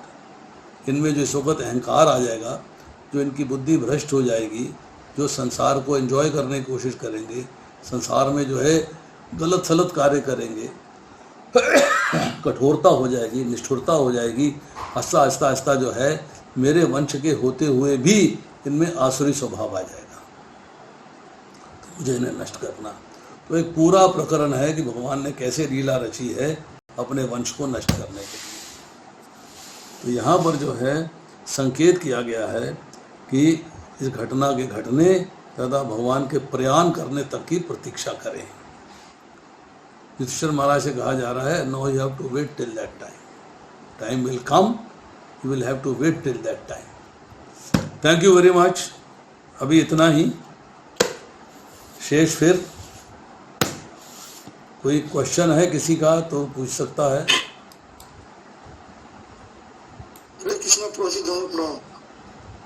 Yes प्रभु। बहुत मटेरियल क्लास, बहुत अच्छा क्लास होता है। और वास्तव में जो श्लोक होता है ये तो ज्ञान के रूप में है, लेकिन आप विज्ञान में बदल के हम लोगों को आप समझाते हैं, भगवद गीता से और कौन से ग्रंथों से लेके। बहुत अच्छा क्लास है। शालिनी बाबा माता, आपका प्रश्न है कोई? शब्द आपने बताए थे इम्पोर्टेंट, भगवान के जो दिव्य गुण है, मतलब दिन नायक, और तीसरा बताया था भक्त वत्सल, दूसरा क्या बताया था प्रभु जी आपने?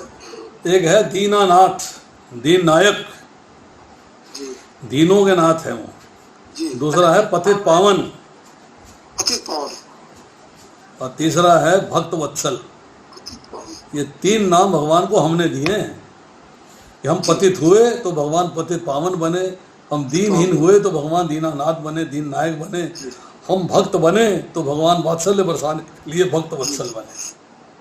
जी।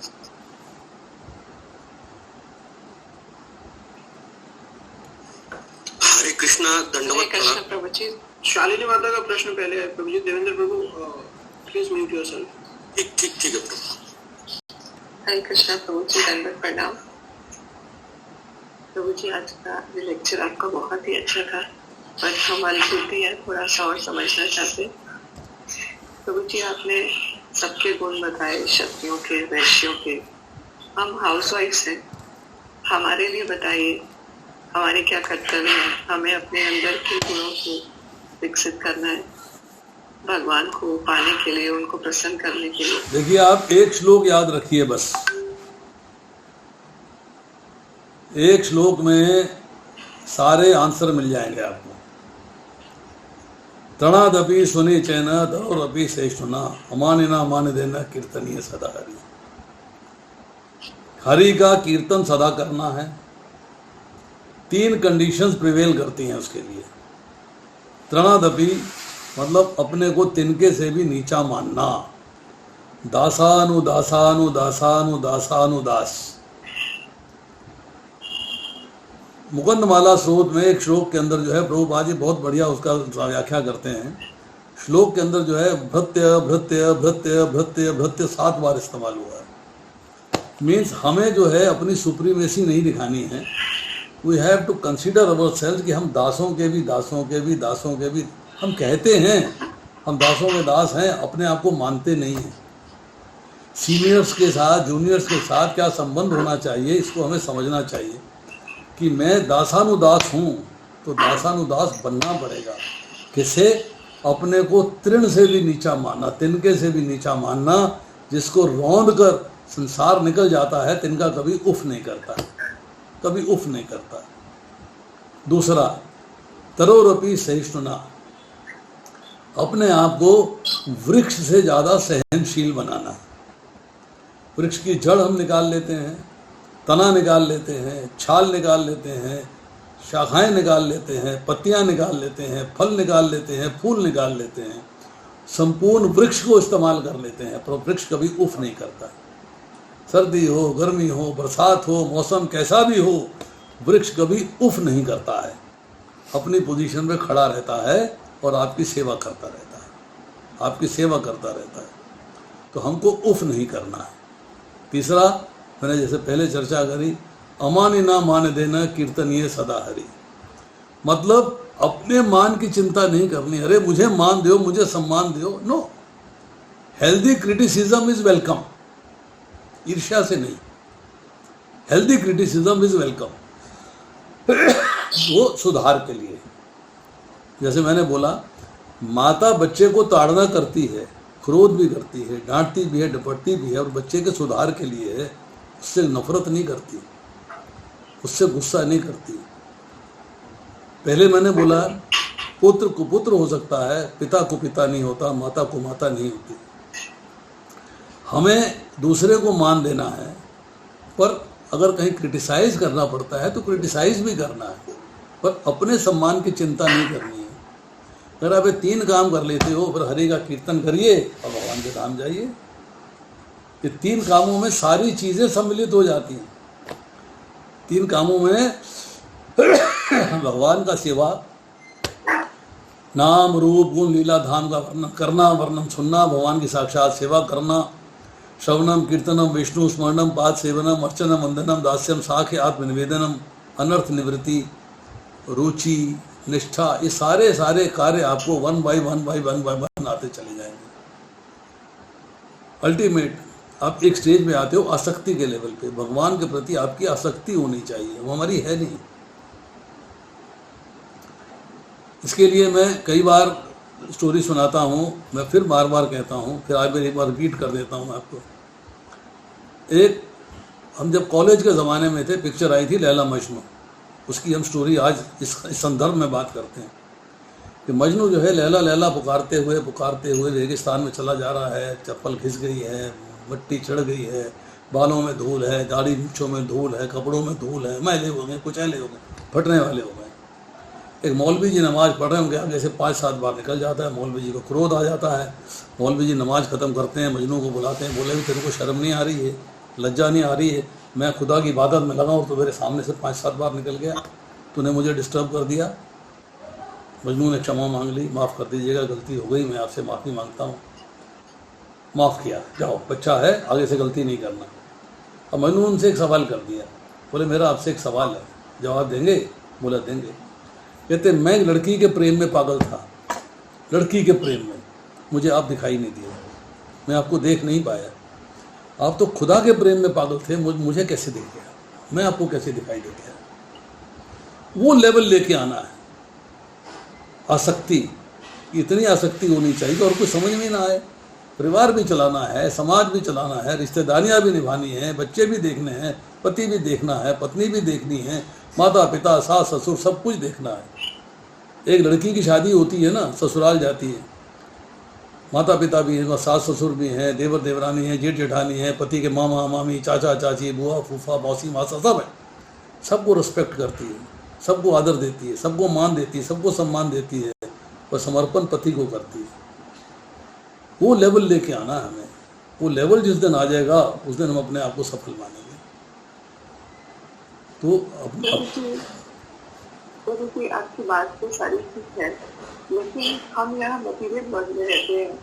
हम सन्यासी तो है नहीं कि सब लोगों से कट के एक तरफ रह रहे हैं। यहाँ इतने सारे लोगों के बीच में जहाँ सबका अलग स्वभाव है, सबकी अपनी एक्सपेक्टेशंस है। कोई घर में बीमार है, कोई क्रोधी है, कोई कैसे भी स्वभाव के हैं सब लोग। उनके बीच में हम अपने तपस्या को करें, अपनी साधना को करें।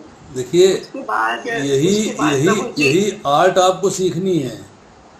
एक व्यक्ति मेरे घर से चला और उसको जाना है गुड़गांव, कार में बैठा हुआ है, कार चल रही है, आसपास हजारों लोग हैं, हजारों घटनाएं घट रही हैं, और उसका कंसंट्रेशन सिर्फ गुड़गांव पहुंचने में है। पाँच दाएं कहीं रुकता नहीं है, देखता नहीं है, कुछ करता नहीं है। आपको सबके अंदर रहते हुए कैसे रहना है? जैसे कीचड़ में कमल का फूल रहता है, कीचड़ में रहता है पर लिप्त नहीं होता।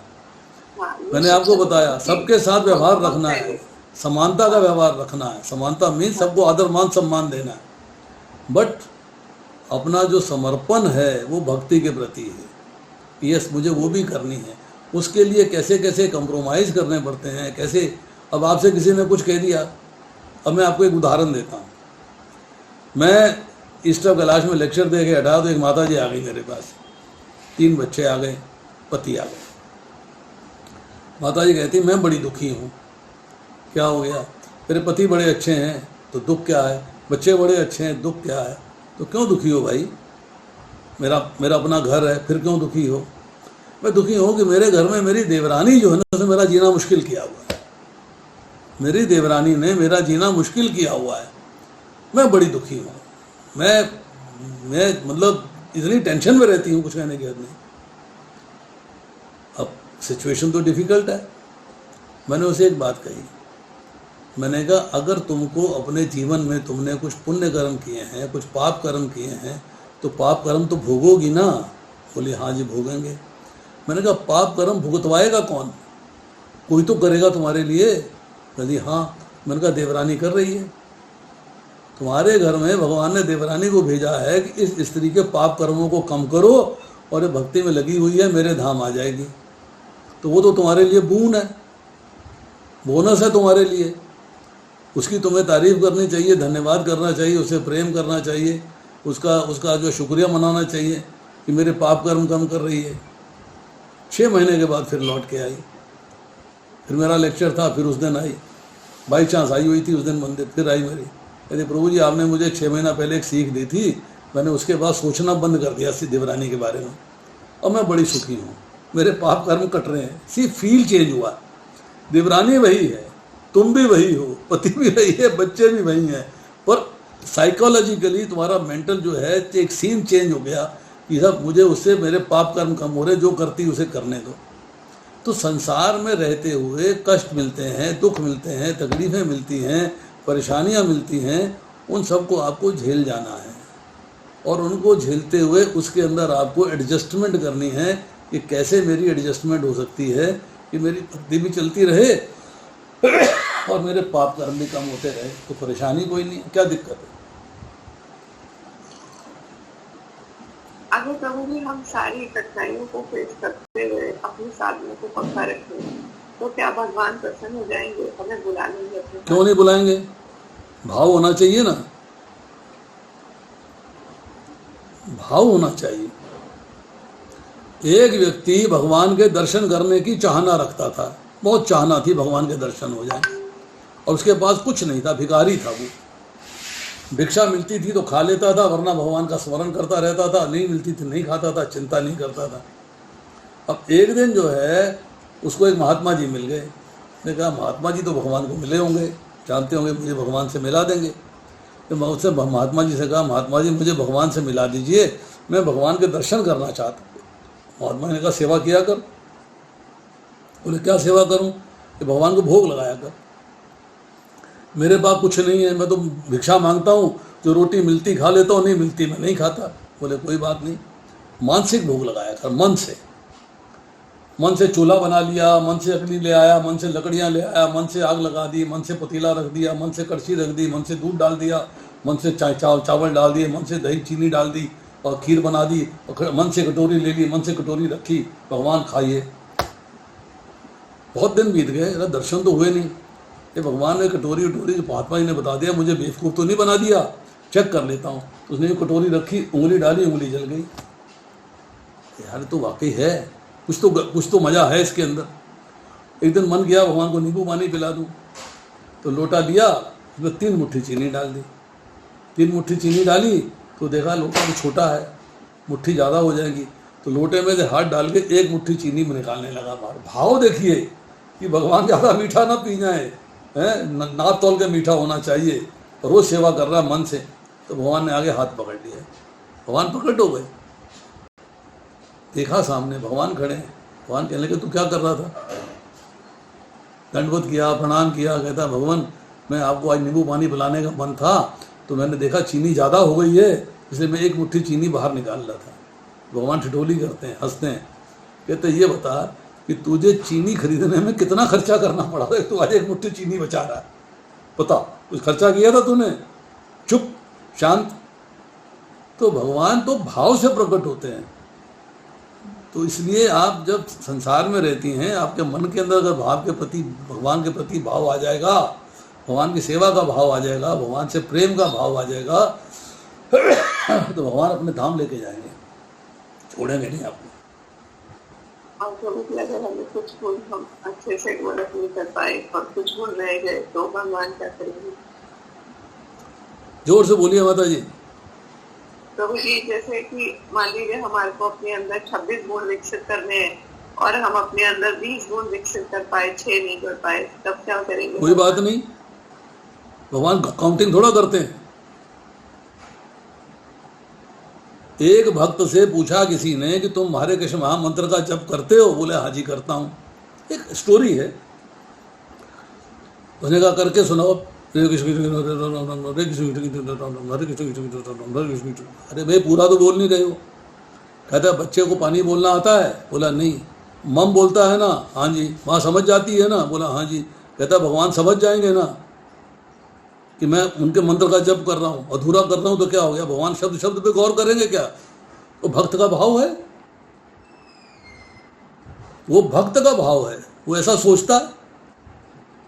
अब भाव अगर आपका है, अगर आपने 26 गुण डेवलप करने की कोशिश, आप में एक डेवलप हो गया, अपने कोशिश तो 26 गुण डेवलप करने की करी, भगवान वो भाव देख रहे हैं, 26 गुण नहीं देख रहे। भगवान काउंटिंग करेंगे, अच्छा पहला गुण किया, दूसरा गुण ये भी किया है, तीसरा गुण ये इससे हुआ नहीं है, चौथा गुण। भगवान काउंटिंग नहीं कर रहे बैठ के, भगवान आपके हृदय में बैठे हैं, आपकी चेष्टा देख रहे हैं, आपकी चेष्टा, आपके साक्ष्य हैं, आपकी साक्षी हैं कि इसका भाव मेरे प्रति क्या है। एक सदना कसाई था, वो काले पत्थर से मांस तोला करता था, उसका पारिवारिक कार्य था। काले पत्थर थे, शालिग्राम उसको पता नहीं था, पर भगवान का नाम लेता रहता था हर समय हर क्षण। एक पंडित जी गुजरे पास से, देखा अरे ये तो शालिग्राम से मांस तोल रहा है। तो उन्होंने सदना कसाई को डांटा डपटा फटकारा, बोला तू मुझे दो शालिग्राम, इसकी पूजा अर्चना होनी चाहिए, तो क्या मांस तोले जा रहा है इससे? देखा जी आप ले जाओ, ले गए। अब उन्होंने दूसरा पत्थर ले आया, मांस तोलना शुरू कर दिया, भगवान का नाम छूट गया। अब पंडित जी के यहाँ गए, पूजा अर्चना, नहलाना धुलाना, फूल वूल लगाना, माला वाला सब लगाना, सब कर दिया। 2 दिन किया, तीसरे दिन भगवान सपने में आ गए। बोले तू मेरा सवेरे 15 मिनट सेवा करता है और सारा दिन तू मुझे याद नहीं करता। वो मेरी कोई सेवा नहीं करता था, पर सारा दिन मुझे याद करता, मुझे वहीं छोड़ के आ। मैं वहाँ खुश था, यहाँ मैं खुश नहीं हूँ। भगवान भाव देखते हैं, भगवान काउंटिंग नहीं करते, हमेशा याद रखिएगा। काउंटिंग वैदिक भक्ति जो है हमें उस भाव तक ले जाने के लिए है कि हम जो विधि पूर्वक भक्ति करने की कोशिश करते हैं, हमें उस भाव तक ले जाने के लिए है। इसलिए जब तक हम उस भाव तक नहीं पहुंचते तब तक हमें विधि पूर्वक सारे कार्य करने हैं। गुरु के आदेश का पालन करना है, गुरु की अवज्ञा नहीं करनी है, गुरु के आदेश का पालन करना है। तीसरा नाम अपराध है, गुरु अवज्ञा है। तो जब जैसे जैसे हम कार्य करेंगे, जैसे जैसे भगवान का भाव प्रकट होगा, वैसे वैसे भगवान प्रसन्न होंगे। एक व्यक्ति है, वो भगवान को घर में ले आया, अष्ट धातु की मूर्ति ले आया, उसमें जाके हमने कार्नेस पे रख दी और रोज अगरबत्ती जलाता था। 6 महीना साल बीत गया, कोई भगवान दिखे ही नहीं। ने उसको ऊपर रख दिया, दूसरे किसी देवता को ले आया, अगरबत्ती जलानी शुरू कर दी। फिर 3-4 महीने बीत गए, उसके बाद उसे एक दिन देख रहा था, ध्यान में आया ये जो अगरबत्ती मैं जला रहा हूँ सामने वाले देवता के लिए, इसका धुआं ऊपर भगवान के नाक में जा रहा होगा, बहुत कष्ट होता होगा उनको। भाव आ गया, नीचे उतारा, भगवान को गोदी में लिया, सहलाने लगा और रोने लगा कि मेरे से गलती हो गई, मैं आपको समझ नहीं पाया, मेरे को आपको यहाँ नहीं रखना चाहिए था, ये अगरबत्ती का धुआं आपकी नाक में जाता होगा, आपको कष्ट करता होगा। भगवान प्रकट हो गए। भगवान भाव से प्रकट होते हैं। भगवान के प्रति भाव अगर आपका है तो भगवान प्रकट है। Thank you sir.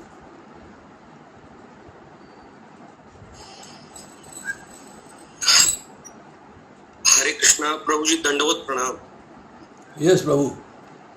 प्रभु जी, बहुत सुंदर आपकी कथा रही और मैं पूरी विनम्रता से अपना अबोधतापूर्ण जिज्ञासा एक रखना चाहता था कि प्रभु जी, द्वेष होना, भगवान से हमें द्वेष हुआ जीवात्मा को, एक तो ये और कई सारी जिज्ञासाएं आ गई हैं मन में। जैसे माता जी ने पूछा, सांसारिक जीवन में हमें अलग अलग लोगों के साथ व्यवहार करना पड़ता है, तो आपने कहा हमें सहन करना चाहिए। लेकिन पहला मैं आता हूँ द्वेष पे प्रभु जी की। जब जीवात्मा निर्दोष रहती है, जैसे हम लोग जीवात्मा और हम कभी भगवत धाम में रहे होंगे या जहां भी रहे होंगे, आप लोग बता रहे हैं कि हम लोग भगवान से ईर्ष्या किए और वहां से हम पृथ्वी लोक पे आए। और वहां पर एक बात और कथा में आई थी कि भगवान के धाम जाने के बाद हमें फिर वापस नहीं आना पड़ता है। फिर आया कि एक हमारी इच्छा होती है कि जब हमारे मन में अपवित्रता भरी इच्छा आई तो हमें वहां से जन्म लेना पड़ा मृत्यु लोक पे। तो प्रभु जी, ये समझना है, जब हम शुरू में निर्दोष रहे होंगे और हमारे अंदर भगवान के प्रति द्वेष रूपी भाव जब जन्म लिया, तो हम वहां से जब धाम से नहीं आ सकता है। जीव एक बार भगवान के धाम में गया और द्वेष वहीं हुआ, तो जीवात्मा आया क्यों? प्रश्न यहाँ उठ रहा है कि द्वेष हुआ क्यों। और एक और प्रश्न है कि भगवान ने हमें मतलब ऐसी इच्छा करने की शक्ति दी ही क्यों? अगर इतना अनंत जीवन तक हम लोग दुख खाते हैं या करोड़ों जन्म लेते हैं, कितनी बड़ा दुख हम लोग झेल रहे हैं। अभी तत्कालीन जीवन में ही दुख अनंत है, इसमें कमी नहीं है प्रभु जी, मैं अपना व्यक्तिगत कर रहा हूँ। तो अब ऐसी स्थिति मैंने भी निर्णय लिया कि मैं भगवान की भक्ति करूं और जन्म मृत्यु के चक्र से बाहर निकल जाऊं और पुनः भगवान के धाम जाऊं। तो पुनः जाने के बाद वहां ईर्ष्या हो गई, द्वेष हो गया। ये मतलब कुछ इसमें प्रकाश डाले प्रभु जी, मतलब थोड़ा सा है विचार, ऐसा मन में आया। तो क्या आपने एक सिंपल से प्रश्न को बहुत लंबा खींच दिया। जी सिंपल सा प्रश्न ये है कि हम आए क्यों और दोबारा जाने के बाद क्यों नहीं आएंगे। सिंपल सा क्वेश्चन ये है जी प्रभु। एक बार आप जेल हो आएंगे ना तो दोबारा जाने को मन नहीं करेगा, वो काम नहीं करेंगे दोबारा से। इस भौतिक संसार में अगर आपको जेल भेज दिया जाए और एक बार आप 14 साल भुगत आए तो दोबारा आपका वहाँ जेल में जाने को मन नहीं करेगा। मृत्यु लोक जेल है। एक बार आपने इच्छा करी, एनवी आई, भगवान की तरह भगवान को एंजॉय करते देख के आपके मन में भी एंजॉयमेंट की बात है कि मैं भी ऐसे एंजॉय करूं। पर दोबारा जब यहाँ से भौतिक संसार में 84 लाख योनियाँ भोगने के बाद जब वापस जाते हैं वहाँ पर, तो फिर दोबारा आपके पास जो है एनवी आती नहीं, क्योंकि अब आपको समझ आ चुकी होती है कि अब मुझे एनवी नहीं करनी है, independence of free will use नहीं करनी है अपनी। एक ही काम करना है, भगवान की सेवा करनी, वहीं एंजॉय लेना बस। ये बात शाश्वत सत्य है और भगवान ये बात कह रहे हैं और हमें इस बात को इस संदर्भ में समझ लेना चाहिए। न तद्भासते सूर्यो न शशांको न पावकः यत् गत्वा निवर्तन्ते तद्धाम। मेरे धाम में आने के बाद, लौट कर आने के बाद, मीन्स मेरे धाम से गया है independence of free will use करके, पर यहाँ पे आके फिर इंडिपेंडेंस ऑफ फ्री विल की डायरेक्शन चेंज हो जाती है कि भौतिक संसार में दोबारा ना जाने के बदले आध्यात्मिक संसार में रहने की विल आ जाती है। It is how your will is perverted. आपकी विल कैसे प्रवर्शन में पहले आई और कैसे प्रवर्शन में अब आ रही है, चेंज आ गया। ठीक है प्रभु जी, बहुत सुंदर आपने बताया प्रभु जी। धन्यवाद धन्यवाद। हरे कृष्णा, दंडवत प्रणाम, दंडवत प्रणाम। बताइए कौन बोल रहे थे, किसका प्रश्न था ये? प्रभु जी मैं देवेंद्र मिश्रा, हमने वही। हाँ मिश्रा जी, ठीक है। चलिए अब 4 लोगों ने और हाथ खड़ा किया है, बताइए। हाँ दामोदर प्रभु, यस बताइए। क्या प्रश्न है आपका?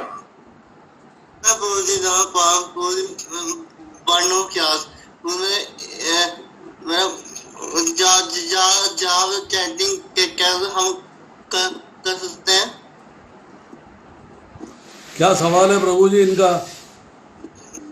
ज्यादा चैटिंग कैसे कर सकते हैं? आप जो है ज़्यादा चैंटिंग कैसे करते हैं, चैंटिंग करते जाइए, हौले हौले टेक्निक समझ में आ जाएगी, हौले हौले बात समझ में आ जाएगी। इसको सिखाया नहीं जा सकता, सीख लिया एक बार बस, उसको करते जाइए, आगे अपने आप में सुधार आता चला जाएगा। चलिए नेक्स्ट बोलिए। सचिन यादव प्रभु जी। प्रभु जी अपने आपको अनम्यूट करके क्वेश्चन पूछिए। प्रभु जी मेरा प्रश्न है, जैसे आपने बताया था कि हमें धैर्य रखना चाहिए, हमें संयम रखना चाहिए, हमें मतलब तिनके जैसा चाहिए। तो जैसे घर पे भी होते हैं तो उस टाइम पे जैसे आपने बताया सीनियर जूनियर से कैसे व्यवहार करना चाहिए, तो उसमें अगर ऑफिशियल काम कर रहे हैं और जो जूनियर्स हैं उनको हम बार बार संयम बरतते हुए उनसे रिक्वेस्ट करते हैं कि भाई आप ये काम करो, फिर भी वो नहीं कर पाता, उसकी वजह से हमें उसका दंड भुगतना पड़ता है ऊपर सीनियर से। तो उस सिचुएशन को प्रभु जी कैसे मतलब हैंडल करें? मैंने आपको एग्जाम्पल दिया था, आपको समझ में नहीं आई बात कि माता पुत्र की ताड़ना करती है, परंतु व्यवहार उसका जो है वो क्षणिक होता है, उसको सुधारने के लिए करती है। अगर आप भक्ति में आना चाहते हो, भक्ति में आगे बढ़ना चाहते हो, तो कहीं कुछ तो नियम पालन करना पड़ेगा ना। मनोधर्म, प्रभुपाद को पढ़िएगा, प्रभुपाद ने कहा हम लोग कार्य मनोधर्म से करते हैं, मनोधर्म से नहीं करना है। You have to learn. आप स्कूल में जाते हो, बोला मैंने आंसर, मैं एग्जाम्पल देता हूँ। मैं एक स्टूडेंट था, उसको जो है फ्लोरेंस नाइटिंगेल की कथा आती थी, स्कूल के एग्ज़ाम में बैठा, उसमें लिखा आ गया कि आप जो है क्वीन विक्टोरिया के बारे में लिखिएगा, ऐसे आ गया, ऐसे अबाउट क्वीन विक्टोरिया। तो वो मनोधर्म से उसको बोला मेरे को तो आता नहीं क्वीन विक्टोरिया के बारे में, तो लिखना शुरू किया। क्वीन विक्टोरिया इंग्लैंड की महारानी है, इंग्लैंड का फ्रांस से युद्ध हुआ, युद्ध में बहुत घायल हुआ, घायलों की सेवा करने के लिए फ्लोरेंस नाइटिंगेल ने बहुत कार्य किया और पूरी कथा नाइटिंगेल की लिख दी। और बाद में फिर लिखा उसकी इस कार्य से क्वीन विक्टोरिया बहुत प्रसन्न हुई और उनको इनाम दिया, पूरा ऐसे ख़त्म। मनोधर्म से काम कर रहा है ना, हम भी मनोधर्म से काम करते हैं। We have to follow the seniors. भगवान ने कहा है कि श्रेष्ठ जन आपको चेस्टाइज कर रहे हैं, आपको पनिश नहीं कर रहे हैं, चेस्टाइज कर रहे हैं। आप गुरु महाराज से मिलोगे, अपने गुरु महाराज से मिलोगे, आपको कहेंगे तुम काम ठीक नहीं कर रहे हो, काम ठीक करो। सीनियर भी आपका शिक्षा गुरु है, आपसे कहेगा आप काम ठीक नहीं कर रहे हो, काम ठीक करो, तो उसको एक्सेप्ट करना है, उसको ईर्ष्या द्वेष से नहीं लेना। ये नहीं सोचना कि मेरा दुश्मन है ये, नो। वो चाहता है कि आप आगे बढ़ें, आप और आगे बढ़ें। कैसे बढ़ेंगे उसके लिए गाइडेंस है उसकी, वो गाइडेंस ही आपकी चस्टाइजिंग है कि आपको डांटा जा रहा है, भाई तो काम ठीक नहीं कर रहा, तो इसलिए उसको बुरा नहीं मनाना है। सीनियर जूनियर का रिलेशनशिप जो है बड़ा डेलिकेट है। सीनियर को भी तरीके से ही बताना है, भाई आप काम ठीक नहीं कर रहे हो, आपका काम ठीक नहीं है ये, आप काम ठीक से करिए। तो जूनियर को भी एक्सेप्ट करना है, अभी काम तो मैं गलत कर रहा हूँ, काम मेरा ठीक नहीं हो रहा है, I am not following what should be done. प्रभु जी जैसे आपने बताया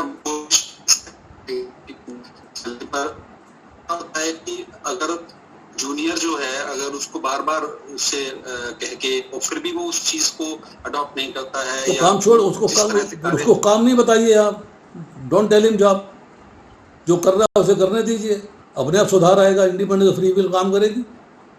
पर प्रभु जी उससे अगर वो नहीं करेगा तो जो एक हायरार्की है, जो काम की हायरार्की है वो मुझे कराना है, तो अगर मैं किसी और से कराइए, जो खुद करिए, या खुद करिए किसी और से कराइए। भगवान ने आपको इंडिपेंडेंस ऑफ फ्री विल दिया है, तो जो काम करने वाला उसको भी तो इंडिपेंडेंस ऑफ फ्री विल है, वो नहीं करना चाहता। भगवान ने अर्जुन से क्या कहा, यत् इच्छसि तथा कुरु, जैसी तेरी इच्छा हो तू वैसा कर। जैसे तेरी इच्छा हो तू वैसा कर। पर प्रभु जी उसके ना करने से मुझे जो इम्पैक्ट आएगा या मुझे जो ऊपर से दंड मिलेगा, मुझे क्यों दंड मिलेगा? मुझे क्यों दंड मिलेगा? नहीं प्रभु जी वो मिलेगा तो इसलिए ना कि मैं उनसे नहीं करा पाया, करना तो है ही। ना ना ना, आप गलत कह रहे हैं। एक स्टेप लेडर है, एक स्टेप लेडर है। अगर आप उसने वो आपकी सेवा में दे दिया, लड़का भक्त दे दिया आपकी सेवा में, वो काम नहीं कर रहा है, any report as it is, तो जो आपका सीनियर है वो आपकी बात को समझेगा। भाई इसका क्या दोष है, उसने काम नहीं किया, इसको क्या दोषित करना, इसको क्या दंड दिया जाए? भाई जो आपके अधिकार में है वो आपने काम कर लिया, जो आपके अधिकार में नहीं है आपको किसी से कराना है। देखिए मैं आपको एग्जाम्पल देता हूँ। जी। I am 72 years of age. जी। मैं झुक के प्रसाद नहीं बांट सकता। जी। मैं झुक के आपको प्रसाद डिस्ट्रीब्यूट नहीं कर सकता। जी। मुझे एक लड़का दे दिया गया कि ये आपको प्रसाद डिस्ट्रीब्यूट करेगा, पंगत बैठी हुई है प्रसाद बांटने के लिए, वो लड़का छोड़ के भाग जाता है। जी। और मुझसे जिसने मुझे काम दिया है उससे मैं कहता हूँ प्रभु जी मैं झुक के प्रसाद नहीं बांट सकता हूँ, मेरी शक्ति नहीं है जी। मैं झुक नहीं सकता हूँ, और वो लड़का काम छोड़ के भाग गया है।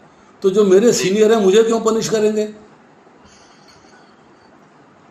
Why should he punish me? दूसरे को अरेंज करेंगे। समझे नहीं मेरी बात? मुझे क्यों पनिश करेंगे वो? हम अपने ऊपर ध्यान रखें कि हम क्या कर्म कर रहे हैं या हम क्या चीज करनी है। प्रभु जी जो मेरी शक्ति में है मैं वही तो कर सकता हूँ ना। जी जी जी। मुझसे कहा जाए कि आपकी ये टीम है प्रसाद बनवाइए, मेरे को बनाना आता नहीं, मुझे बनाना आता नहीं, वो टीम भाग जाती है। तो जो जिसने मेरे को काम दिया है मैं उससे कहता हूँ प्रभु जी वो टीम भाग गई है और मैं प्रसाद बनाना मेरे को आता नहीं, तो मैं क्या करूँ? तो क्या मेरे को पनिश कर देंगे? तुमको ड्यूटी थी तो तुमने क्यों नहीं करी? नहीं करेंगे वो सीनियर हैं, समझते हैं सारी बात को, ही अंडरस्टैंड्स एवरीथिंग। जी। समझे नहीं आप अभी उस लेवल पे सोचना शुरू करिएगा तो आपको समझ में आ जाएगी बात। जी जी जी गुरु जी, बहुत धन्यवाद गुरु। जी एक लास्ट क्वेश्चन ले लेते हैं। ज्योति जी अपना प्रश्न पूछ लें।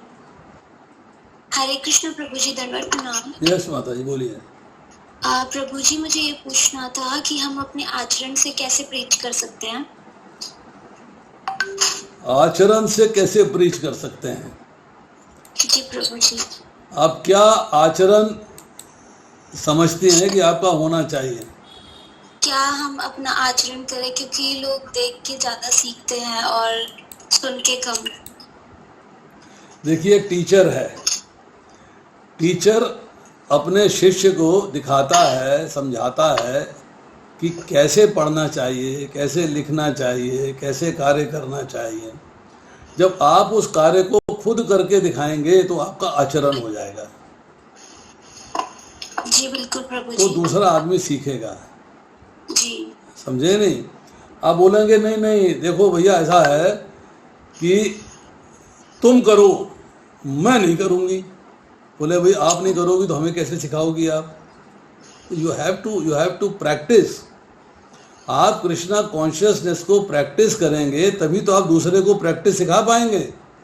जी प्रभु जी। जब आप ही टीचर को ही नहीं आता होगा तो शिष्य को क्या सिखाएगा? वो उसको तो आना चाहिए ना। जी प्रभु जी। उसको जो है मैथमेटिक्स का सवाल करना है तो टीचर को निकालना आना चाहिए। टीचर बैठ गया, छठे आएगा, छठा सवाल करो, बोले मास्टर जी नहीं आता। अच्छा ठीक है 7वां करो, वो भी नहीं आता। मास्टर जी 8वां नहीं आता। अब टीचर स्टूडेंट ने कह दिया मास्टर जी आप करके दिखा दो, नहीं सॉरी तुम करो, तुम्हें कैसे बनेगी बात? वो तो आचरण से दिखाएगा ना, देखो बेटा ऐसे करना है, ये ऐसे पहला स्टेप ये है, दूसरा स्टेप ये है, तीसरा स्टेप ये है, चौथा स्टेप ये है। आचरण से करना है। अगर मैं बोस्ट नहीं करता, I don't boast it, I don't say anything. कल की बात है, गोवर्धन पूजा थी, परसों की बात है, 26 तारीख की गोवर्धन पूजा थी। मुझे फ़ोन आता है पानीपत से, मैं दिल्ली में रहता हूँ, पानीपत से फ़ोन आता है, मेरे यहाँ से 125 किलोमीटर है। कि प्रभु जी आपको लेक्चर देने आना है, पंडाल प्रोग्राम है, सुबह आपको 11 बजे आना है। 8 o'clock I left my house. I hired a taxi करके मैं 11 बजे वहाँ पहुँचा हूँ। उनके घर में रहा हूँ मैं 2 बजे तक, लेक्चर दिया है, प्रसाद पाया है, 3 बज गए। शाम को मुझे पानीपत के इस्कॉन सेंटर में लेक्चर देना है दूसरा, 7 से लेके 8 बजे तक। At the age of 72 I am sitting over there till night. 11-11:30 बजे मैं रात को वहाँ से घर पहुँचा हूँ। मैं कहता प्रभु जी मैं पानीपत 125 किलोमीटर नहीं आ सकता और मैं शाम का लेक्चर भी नहीं कर सकता, पर अगर वहाँ के लोग देख रहे हैं कि एक senior devotee at the age of 72 सवेरे 8 बजे का घर से चला हुआ, सवेरे अपने रिचुअल्स 4 बजे उठ के किए हैं, उसके बाद रात में 12 बजे घर पहुँचेगा, सारा दिन हमारे लिए कार्य कर रहा है, उनमें एंथुसियाज्म जागता है। वो सोचते हैं जब ये कर सकते हैं तो हम क्यों नहीं कर सकते। वो आचरण से दिखाना पड़ता है। Yes I am doing it, तो you can also do it. अगर मैं सुबह से लेकर रात तक किसी पराये घर में बैठा हुआ हूँ, मेरा अपना घर नहीं है, वो किसी के पंडाल प्रोग्राम है, किसी फैमिली का घर है, वो उसके पंडाल अरेंज किया है, उसने मोहल्ले वालों ने पंडाल अरेंज किया है, उसके बाद में उनके घर में बैठा हुआ हूँ और बैठा हुआ मैं 3 घंटे उनके घर में बिताए मैंने। After 3 hours I left that house, और मैं 3 घंटे सोया नहीं, रेस्ट नहीं किया मैंने उनके घर के अंदर बाहर जहाँ पे पंडाल हो रहा था वहाँ बैठ के 3-4 भक्तों को लेके उनसे मैंने भक्ति की चर्चा करी है। और उसके बाद मैं वहाँ से चला हूँ, फिर मैं आया हूँ सेंटर में, और सेंटर में आने के बाद मैंने लेक्चर दिया है। रात के मैं 9:30 बजे चला हूँ और बस तो 11:15, 11:30, 11:15 के आसपास मैं घर पहुँचा हूँ। ये अगर मैं करके नहीं दिखाऊंगा, मैं उनसे कहूँ भैया 2 लेक्चर दिन में करने चाहिए, क्या प्रभु जी आप तो करके दिखाओ, कैसे कर ले, थक जाते हैं हम। मैं नहीं थका। What do you think, can you do at the age of 72 like this? Prabhupada ने करके दिखाया। हमें 12 बार विश्व का भ्रमण किया उन्होंने, 12 साल में 14 बार विश्व का भ्रमण किया। तो हमने लर्निंग करी ना उनसे, उनके आचरण से सीखा। भाई भगवान की भक्ति करनी है तो पीछे नहीं हटना है, कार्य करना है। अपना आचरण यही है कि जो हम दूसरे को करने को बोलते हैं पहले खुद करके दिखाएं, तो आचरण हो जाएगा। जी प्रभु जी, थैंक यू, धन्यवाद। थैंक यू प्रभु जी, काफी समय हो गया है। थैंक यू वेरी मच प्रभु जी, आपने फिर भी आज बहुत एक्स्ट्रा समय दे दिया हम लोगों को। मैं आप सबसे निवेदन करता हूँ कि प्लीज अनम्यूट योरसेल्फ एंड प्रभु जी का इतने सुंदर कथा के लिए हम सब आभार व्यक्त करें। हरे कृष्ण महामंत्र से हरे कृष्णा हरे कृष्णा